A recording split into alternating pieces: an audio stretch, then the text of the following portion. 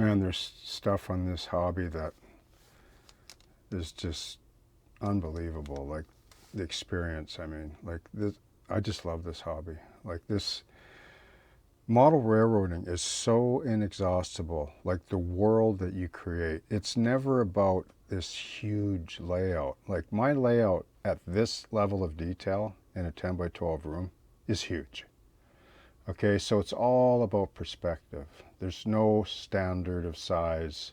It's all relative to the builder in one way or another. But I'm telling you right now that shelf layouts, like I think the younger generation is going to take this whole shelf layout genre to another level. Like I'm a boomer, so I'm, on the tail end of my modeling, journey and stuff and enjoying it immensely, obviously, and everything's paid off, all the experience and work that I've done as a young modeler and touching all aspects of it really. And I began as a military modeler. Like military dioramas was the thing that really grabbed me. And when I transitioned, well, I mean, it wasn't that I transitioned into model railroading. I always had a model railroad in my history that way. Always working on a small shelf layout, but I always had this sort of approach, the diorama approach. It was more about what's it like to model like you're really there.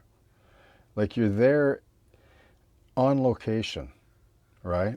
So that's huge. Like if I walked this boat, it would be like, it would take me hours to look at everything. And I've only modeled half of it. So there's just so much to give back. And I really am happy to know that, like, especially on the Facebook groups and so on, like the shelf modelers channels that are there, and I see the work on there and it blows me away, right?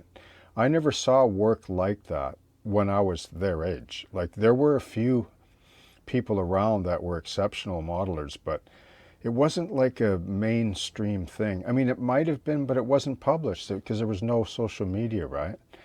But the one thing about this kind of modeling is like scenes like this are only like 0.01% of the whole, story or whatever, of whatever subject you're building. If it's a large diorama or model railroad or something, right? And that's what's beautiful about it, is the world is so big.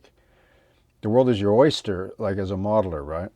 Anyway, I just love this hobby. I can't say enough about it. But you can see here just in closing that, like my wife looked at this and you know what she said to me? She said, yeah, it looks good. The weathering, the sort of monochromatic kind of cohesion of color and so on, but she says you need color but not much. So one pylon there, you notice the blue rope. There's some there's some jack stands here.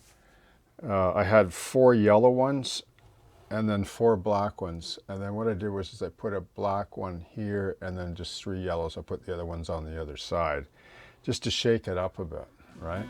Okay.